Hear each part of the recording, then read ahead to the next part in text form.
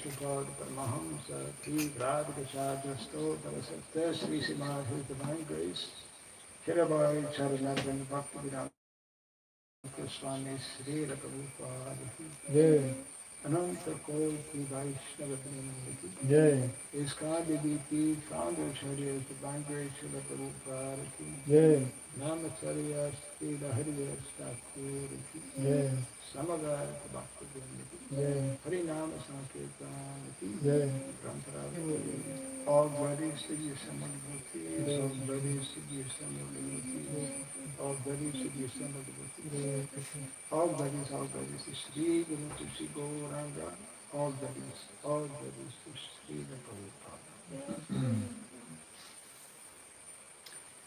Om Agyanatmirandasya Gyananjana Shalakaya Chakshurmilitam Yena Tasmai Shri Gurave Namaha Shri Chaitanya Manobhishtam Sthapitam Yena Bhutale Swayam Rupa Kadamayam Dadati Swapadantikam Vandeham Shri Guru Shri Yuta Padakamalam Shri Gurun Vaishnavamscha Shri Rupam Sagrajatam Sahagana Raghunathanvitam Tvam Sajivam Sadvaitam Savadhutam Parijana Sahitam Krishna Chaitanya Devam Shri Radha Krishna Padam Sahagana Lalita Shri Shakhanvitam Sha He Krishna Karma Sindhu Dinabandhu Jagatpate Gopesha Gopika Kanta Radha Kanta Namostate Tapta Kanchana Gaurangi Radhe Vrindavaneshwari Vrishabhanu Sute Devi Pranamami Haripriye Vanchakalpa Tarubhyascha Kripa Sindhubhya Eva Cha Patitanam Pavanebhyo Vaishnavebhyo Namo Namaha Narayanam Namaskritya Naram Chaiva Narottamam Devim Saraswatim Vyasam Tato Jayamudiraye. Before reciting the Srimad Bhagavatam, which is our very means of conquest, let us first offer our respectful obeisances to Narayana, the Supreme Personality of Godhead, unto Narayana Rishi, the supremest human being, unto Mother Saraswati, the goddess of the world, and unto Sri Vyanta, the author. Nashtaprayesha Bhadreshu Nityam Bhagavata Sevaya Bhagavati Uttama Shloke Bhaktir Bhavati Naistiki. By regularly hearing the Srimad Bhagavatam and by rendering service unto the pure devotee, all that is troublesome within the heart becomes destroyed practically to melt, and loving devotional service unto the Supreme Lord, who is praised with transcendental songs, becomes established as an irrevocable fact. Idam Bhagavatam Nama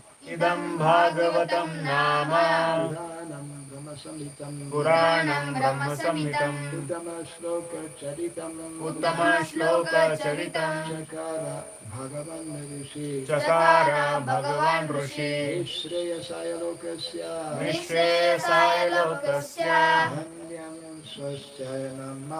Dhanyam Swasthaya Namaha. This Srimad Bhagavatam, known as the Grantaraj, the king of all Vedic literatures, is the literary incarnation of God. It is compiled by the incarnation of God, Srila Vyasadeva.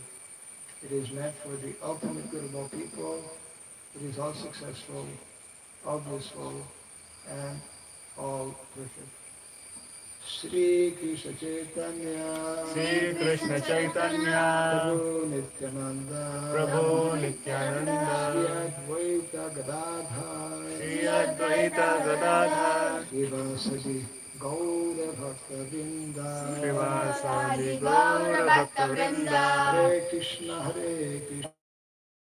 Krishna Hare Hare, Krishna Krishna Hare Hare, Hare Rama Hare Rama, Hare Rama Hare Rama, Rama Rama Hare Hare, Rama Rama Hare Hare. Om Namo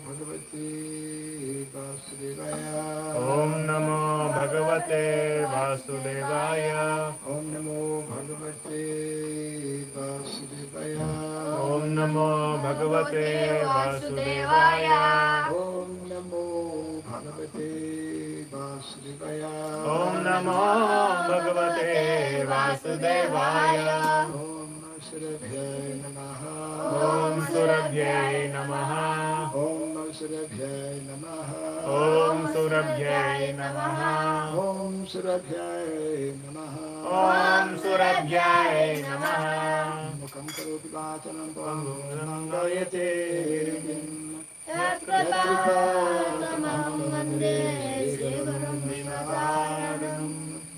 Yatrikādamaham vande Srivaram Vishwataranam. Hare Krishna. Welcome to our Bhagavatam class. Continuing from chapter 3 of the first canto, chapter entitled Krishna is the source of all incarnations. And today we have come to Kali Yuga. It's our time. So today is text number 24.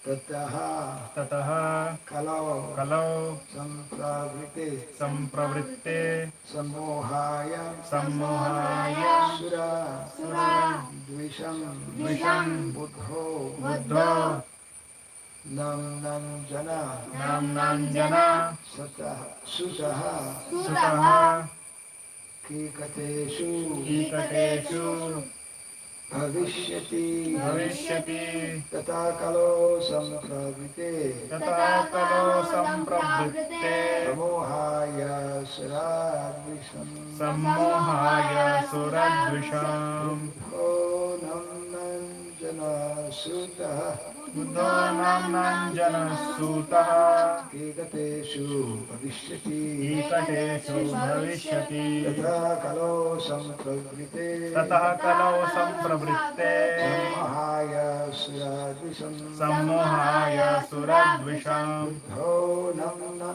jana sutaha Buddho namnam jana sutaha kikateshu bhavishyati Ikateshu bhavishyati tata kalo sampravrite Tataha kalau sampravritte sammohaya suradvisham sammohaya suradvisham buddho nam jana sutaha Buddho namnam jana sutaha kikateshu bhavishyati Ikateshu bhavishyati Tataha kalau sampravritte tata kalo sampravrite sammohaya suradvisham sammohaya suradvisham Buddho namnam jana sutaha buddho nam jana sutaha Ikateshu bhavishyati kikateshu bhavishyati Tatakalo sampravrite Tataha kalau sampravritte samohaya suradvisham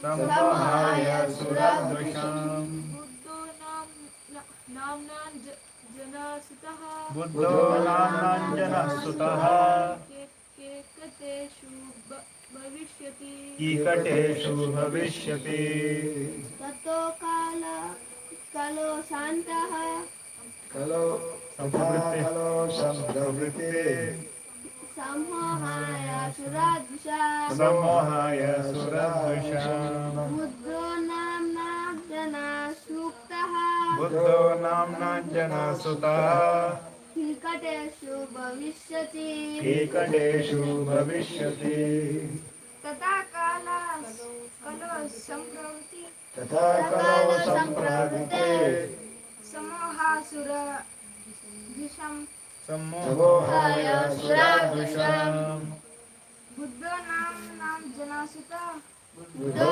Nam Janasuktaha Tikateshu Bhavishyati Ekateshu bhavishyati Tataha Tataha thereafter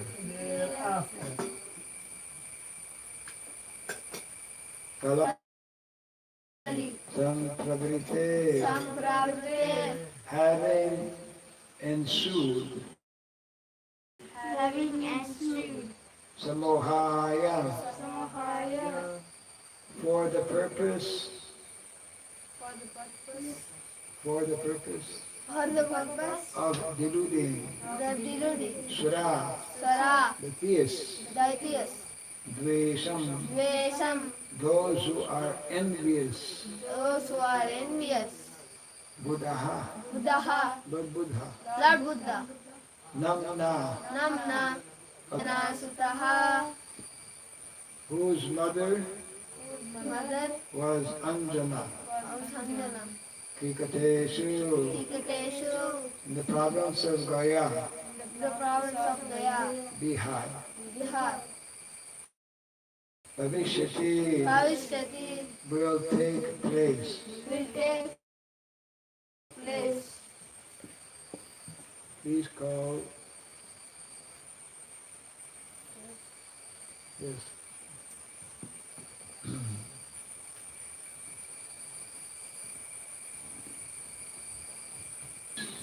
ऐसी भक्तिवेदांत स्वामी श्रील प्रभुपाद की Jai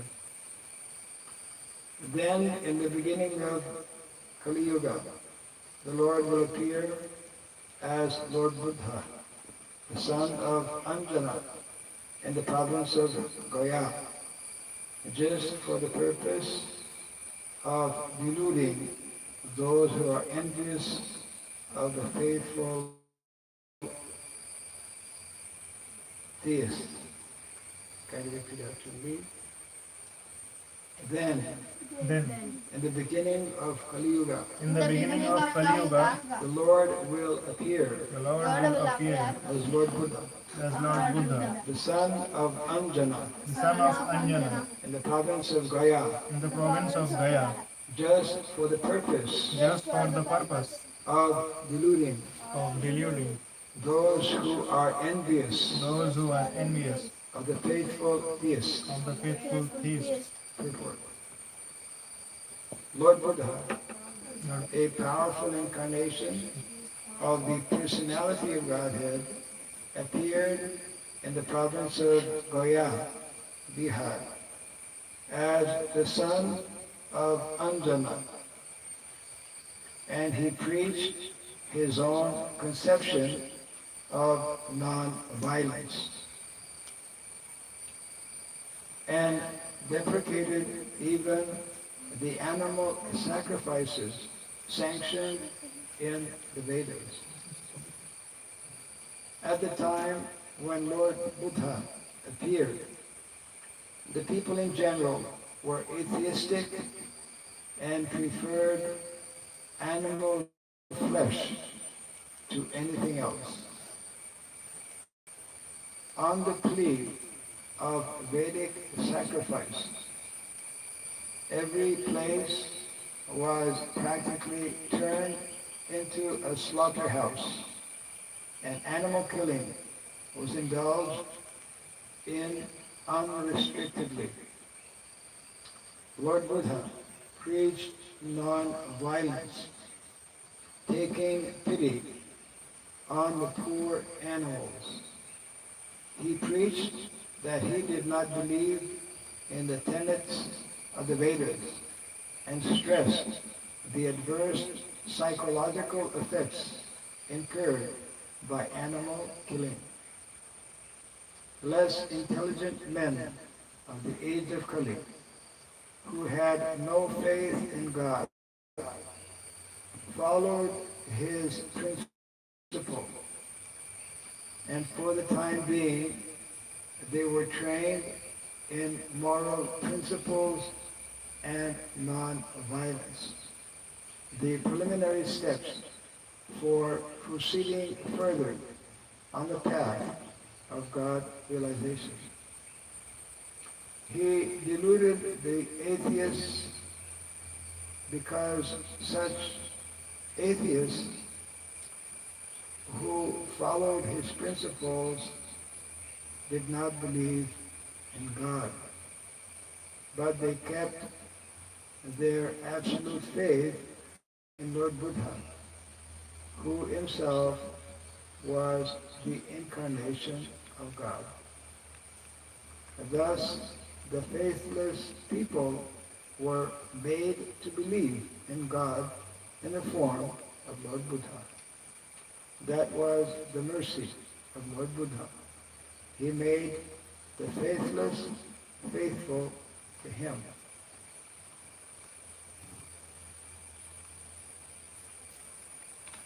Yeah, this is a long report, so everyone should try to be present.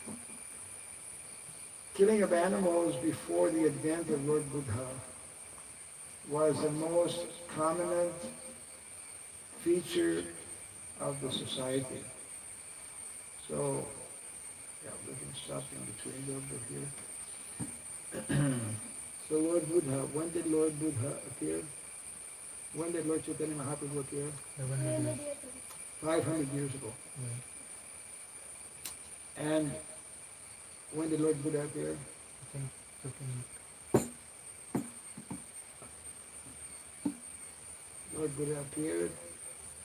It's not mentioned. 1500 years back, I think. 2,500 years ago. 1500. 2,000. That means, when did Lord Jesus appear? You're not from a Christian background, obviously.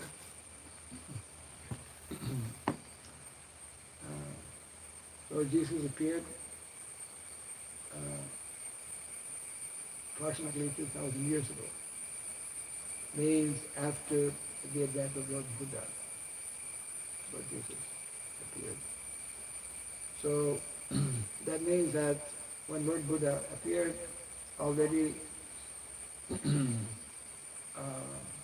because now we are 5,000 years in Kali Yuga, that means Kali Yuga had already begun.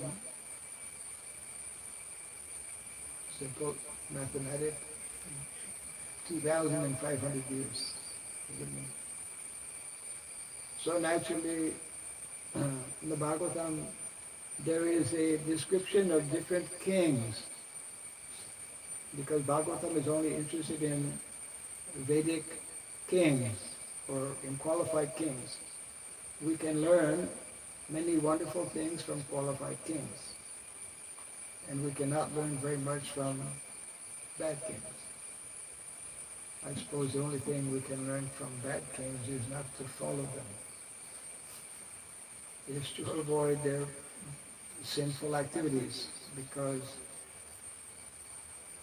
it creates so much of difficulties and misleads the citizens and brings about all types of suffering. So we know that from the symptoms that the Brahmanas began to misuse their position.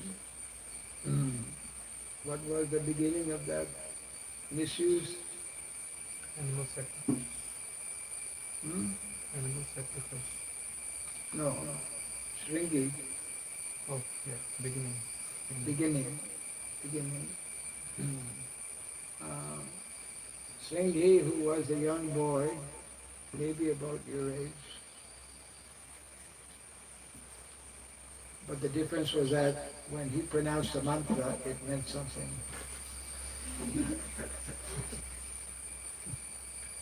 By simply sound vibration. Sound vibration is very, very powerful.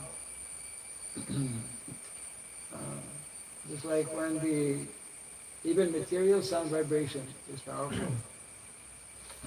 What to speak of spiritual.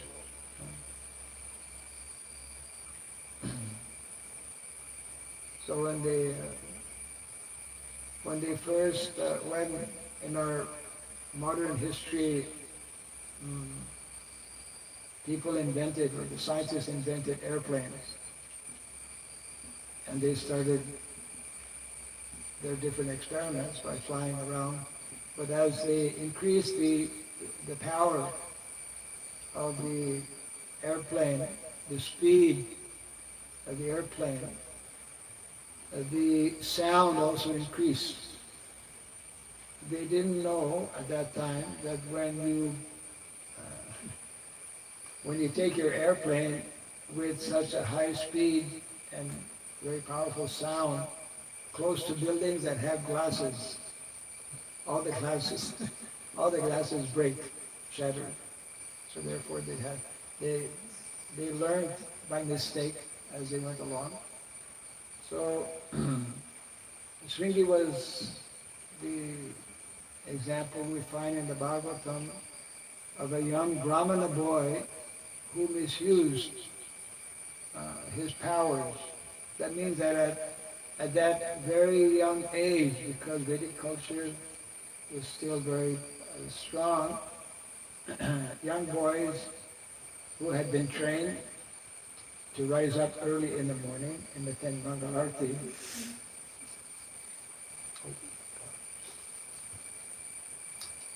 they became very powerful. Sleeping in the morning, one does not become powerful. One becomes lazy. Yes. No Shakti, no strength. And also, one who has less strength, he cannot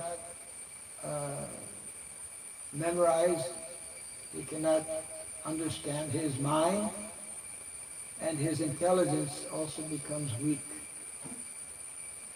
In Kali Yuga, as the situation continues to deteriorate, to become degraded. Degraded means people no longer follow the principles of dharma. Then people's qualities also diminish, become reduced. People cannot sit at one place, they have to move around. People cannot sit straight in the class. People cannot keep their eyes open. They fall prematurely in false meditation. So these are the ill effects or the bad effects when we... So that began, practically speaking, Bhagavatam explains that as soon, when did actually Kali Yuga begin? I mean, we say 5,000 years ago. It began when Krishna left the planet. When Krishna left the planet, then symptoms were there before, but actual Kali Yuga began when Krishna finished his pastimes on the planet. So that means that naturally after 2,500 years, which is when Lord Buddha appeared, the Brahmanas had become very, we can say, unqualified. And in the name of the Vedas, they were engaged in all kinds of animal sacrifice.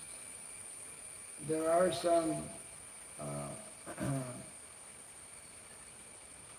some instructions in the Vedic literatures for animal sacrifice, but it needs to be properly understood. was not to encourage the killing of animals. It was to give a rejuvenated body, a new body actually, to an old animal. And it was for testing the mantras. So the Prophet explains in this way. So animal killing was not at all, is not at all sanctioned in the Shastra. When we study, for example, what is actually prescribed in terms of animal killing in the Shastra.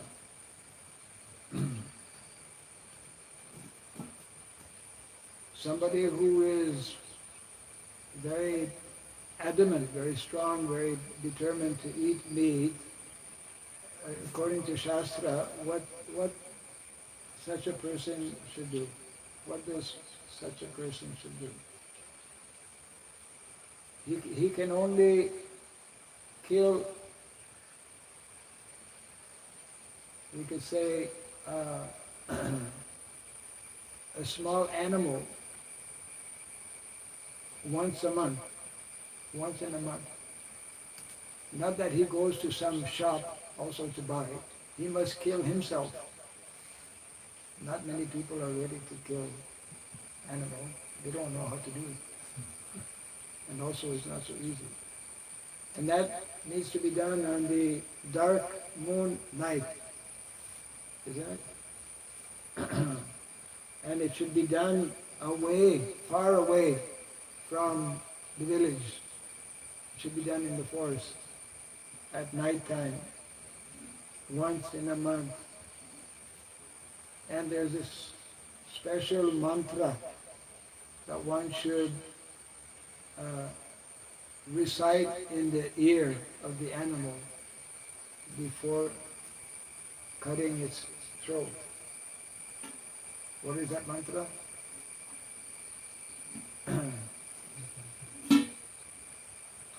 The translation of the mantra is that now I am killing you, later you can kill me. Now I am taking your life, later on, because that is the law of karma, you can also take my life. So it means that actually it is not at all encouraged. So 2,500 years ago, it means that the Dominican culture had very much degraded, and that is why also when we study and speak about what is called Varnasrama, the system of Varna and Asrama therefore had also been degraded in different ways or not followed properly. And for these various reasons, as Prabhupada explains here,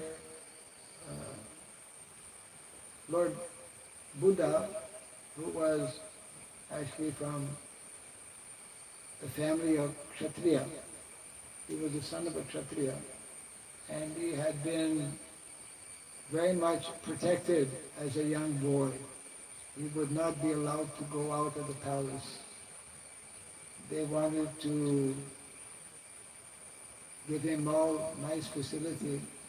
So he had never seen anyone sick. He had never seen anyone dead. So when he finally went out of the palace, then he saw things that he had never heard of before, and he'd never seen anyone suffering. And then when he saw how people, the Brahmanas, were killing animals in the name of sacrifice, in the name of Shastra, he became very disappointed, and he began to meditate, and then he introduced what is called ahimsa, non-violence. Of course, Prabhupada mentions here in this beginning of the purport that Buddhism, although morally, in terms of morality, is helping individuals follow some principles, but Buddhists that don't actually believe in God, isn't it? But those who are strict followers of Lord Buddha practice the trick, you can say, that Lord Buddha brought people ultimately to believe in God by having them practically worship Him, because there's so many Buddhist shrines in different countries like Cambodia especially and others. So let's continue reading here. Killing of animals before the advent of Lord Buddha was the most prominent feature of the society. People claimed that these were Vedic sacrifices. When the Vedas are not accepted through the authoritative disciplic succession, the casual readers of the Vedas are misled by the flowery language of that system of knowledge. So this is a very important point. There's so much of information given in the Vedic literatures, but simply by ourselves reading this, it is not at all easy to understand. So therefore one needs to have a proper guide, means guru, and be part of what is called Guru Parampara, disciplic succession. In the Bhagavad Gita, a comment has been made on such foolish scholars, avipaschitaha, the foolish scholars of Vedic literature who do not care to receive the transcendental message through the transcendental realized sources of disciplic succession are sure to be bewildered. To them, the ritualistic ceremonies are considered to be all in all. They have no depth of knowledge. According to the Bhagavad Gita 15:15, Vedaisya sarvaya aham eva vedya. The whole system of the Vedas is to lead one gradually to the path of the Supreme Lord. So Krishna very clearly in this particular verse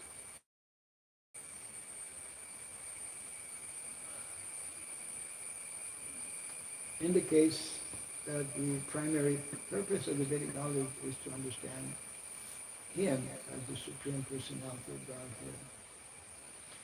The whole theme of Vedic literature is to know the Supreme Lord, the individual soul, the cosmic situation, and the relation between all these items. So what is the purpose of Vedic literature? Without looking at the book.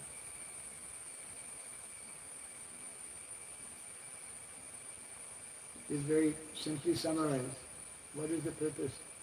To know the Supreme Lord. That is especially unique for the Vedic literatures.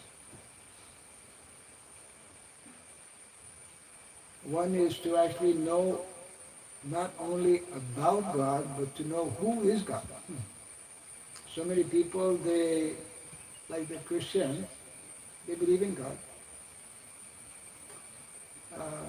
Muslims believe in God. But who is God? That is not revealed. That is not revealed. It is not mentioned in their different literatures. So the first purpose actually is to know. It's just like if you live in a country and you know that, we have a president. Who's your president? I don't know.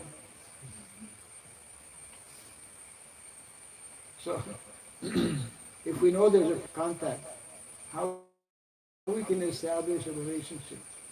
Same thing. Intelligent people will come to know, to understand that there has to be some kind of some kind of God, uh, some kind of force that is much more powerful than any ordinary. But real purpose is to actually come to know who is that God.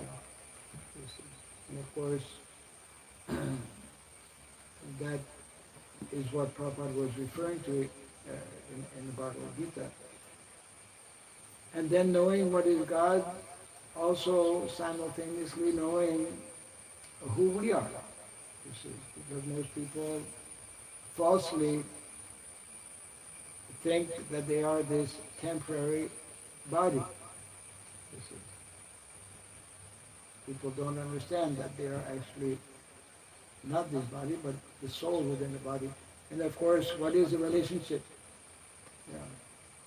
between the living entity and Godhead?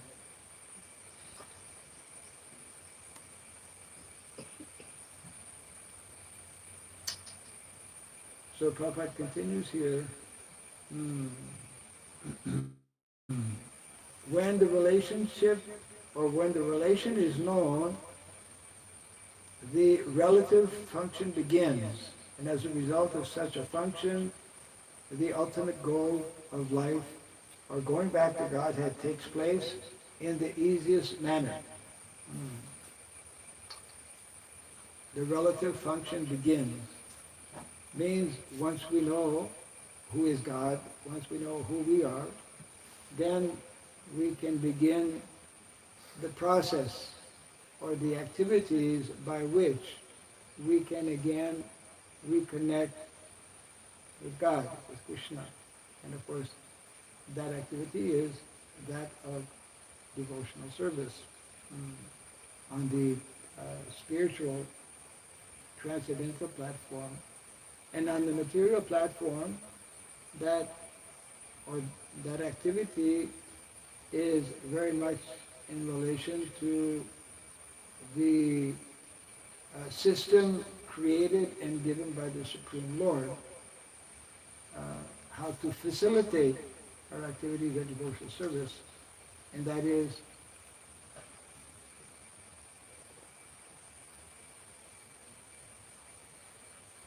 unfortunately, Prabhupada continues here, unfortunately, unauthorized scholars of the Vedas, they become captivated by the purificatory ceremonies only, and natural progress is thereby checked.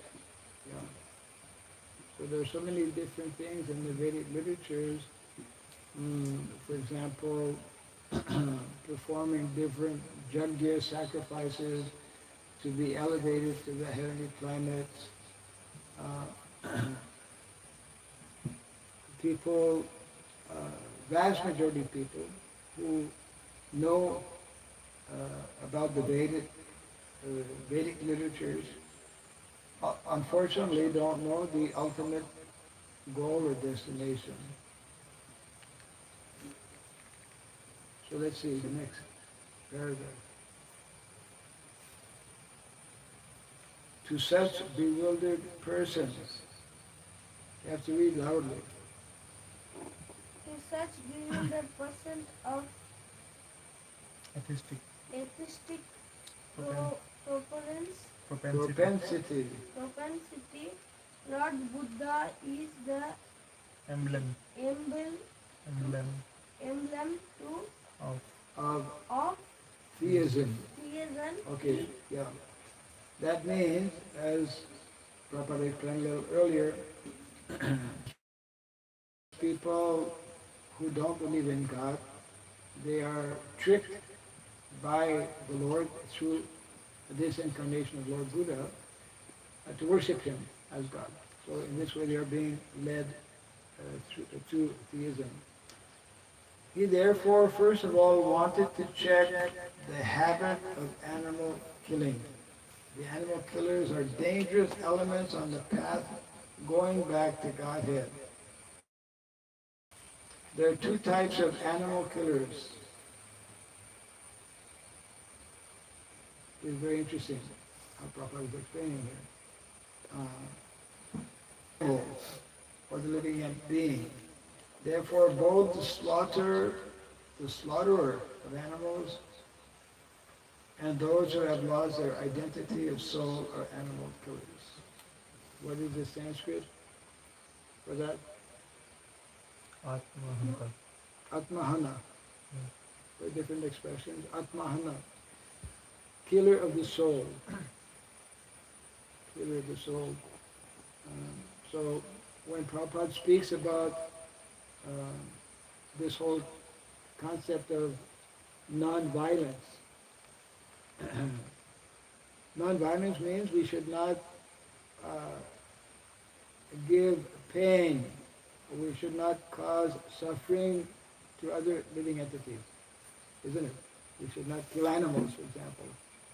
And today all over the world, you would be shocked. You would be shocked to know how every single day thousands and thousands of animals, every year it comes out to billions of animals are killed, you know. Animals means, includes aquatics also. Aquatics means fish, different kinds of fish. So, this kind of unrestricted killing,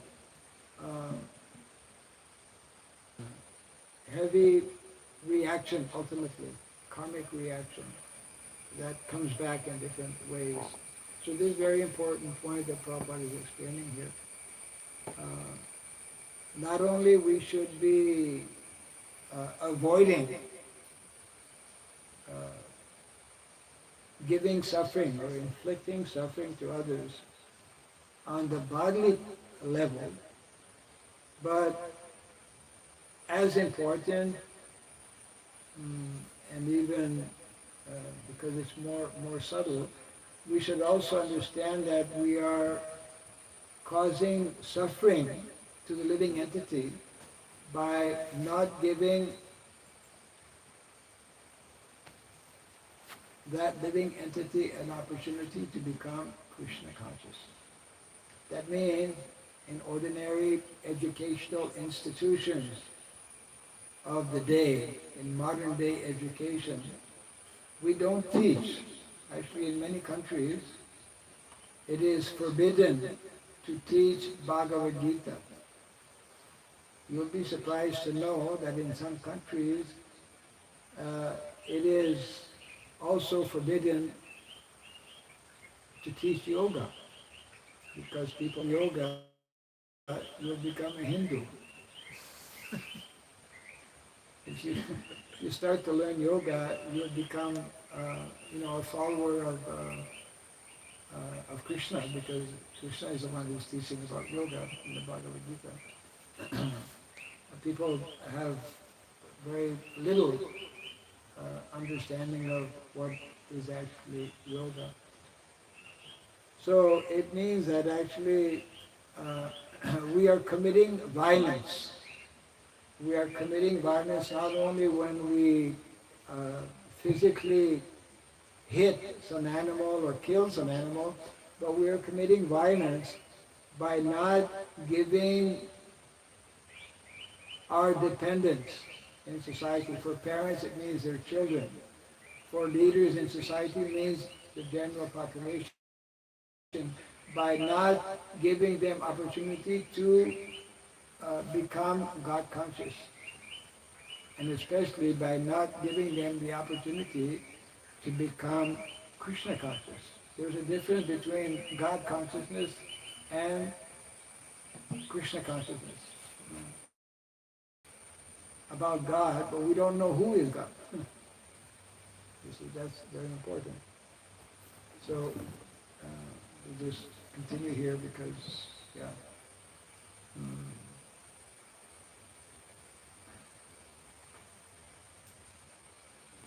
Therefore, just to finish on this point, or to repeat it, therefore both the slaughterer of animals and those who have lost their identity. Parikshit said that only the animal killer cannot relish the transcendental message of the Supreme Lord. So Prabhupada actually would explain that those who are meat eaters, very difficult for them to accept the teachings of the Vedic literatures. Therefore, since many years, for example, more and more people, not only from Hindu background, but also like there's more and more Christians who are becoming vegetarian, and from other denominations also. In other words, to stop meat eating, or to stop the killing of animals, is a prerequisite to more easily take up and to understand the spiritual science, transcendental knowledge. Therefore, if people are to be educated to the path of God, of Godhead, they must be taught first and foremost, and this is in italic, means it's very important, to stop the process of animal killing, to say that animal killing has nothing to do with spiritual realization. So Prabhupada is underlining this point, very important. We cannot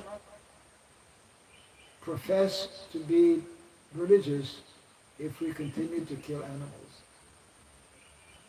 So therefore, to be what we call a vegetarian, nowadays there are vegetarians and then there are vegans. Both are avoiding the unnecessary killing of animals. By this dangerous theory, many so-called sannyasis have sprung up by the grace of Kali Yuga, who rather unbelievable, but there are sannyasis who are meat eaters. Even maybe more unbelievable, there are many Buddhist monks who are meat eaters. Yeah, I mean, I have personal experience in Cambodia. Cambodia is 95% Buddhist, and but they don't follow this principle, which is like the core principle of Lord Buddha, non-violence. But they, what is it? They explain that, you see, because Buddhists by nature, they're trained when they're very young. We are hopefully wanting to start this at some point here in our Gurukula. Young boys every day, Buddhist boys from the age of 5, when they're staying, let's say, in the place where, yeah, where the Buddhists have their temples, they go out every day for like 2 hours, from door to door, begging alms. So their explanation is that, well, if people give us fish, then we can eat it. If we don't ourselves kill, then we can eat it. That kind of misunderstanding. The subject matter has already been discussed in the conversation between Lord Chaitanya and Maulana Chand Kazi Sahib. The animal sacrifice, as stated in the Vedas, is different from the unrestricted animal killing in the slaughterhouse. Lord Chaitanya had very in-depth discussion on this point. because the asuras, or the so-called scholars of Vedic literatures, put forward the evidence of animal killing in the Vedas, Lord Buddha superficially denied the authority of the Vedas. The rejection of the Vedas by Lord Buddha was adopted in order to save people from the vice of animal killing, as well as to save the poor animals from the slaughtering process of their big brothers who clamor for universal brotherhood, peace, justice, and equity. There is no justice when there is animal killing. Lord Buddha wanted to stop it completely, and therefore his cult of ahimsa was propagated not only in India, but also outside the country. What we will do is we will keep the rest of this purport for tomorrow. Important points are being made here by Srila Prabhupada. So any questions or comments on this?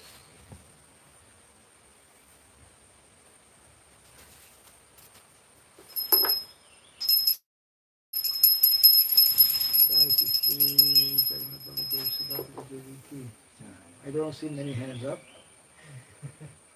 It's a little, comment, I think. Comment?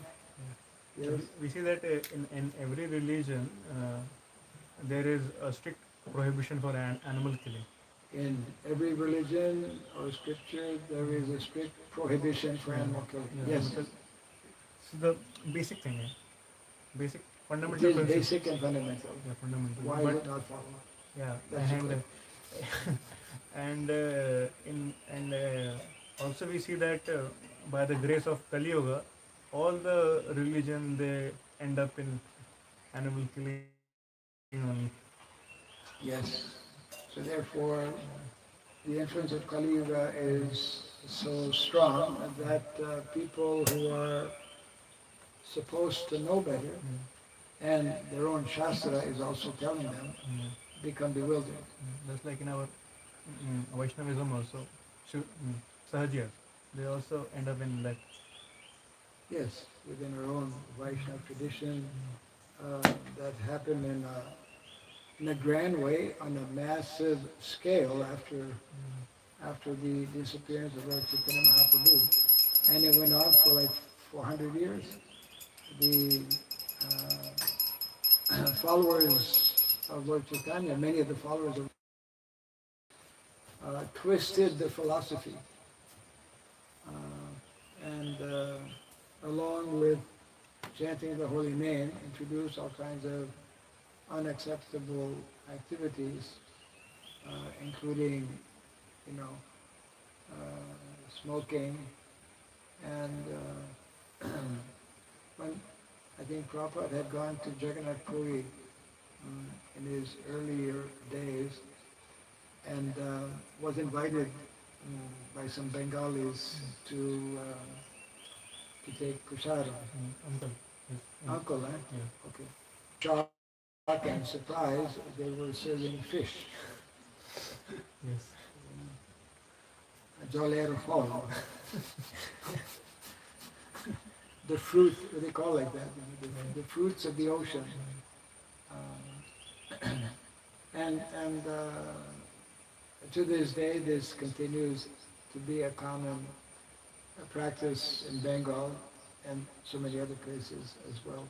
So yes, people, because they don't read or don't receive this knowledge of Bhagavad Gita and Srimad Bhagavatam from proper authorized persons, therefore they give their own interpretation and end up in all kinds of adharmic activities. So Prabhupada explains actually in this purport we just read a few seconds ago, how those who are animal eaters, they cannot understand about the spiritual life, and therefore, obviously, also cannot make progress in spiritual life. Yeah, very true. This is One the more. bewildering influence of Kali Yuga.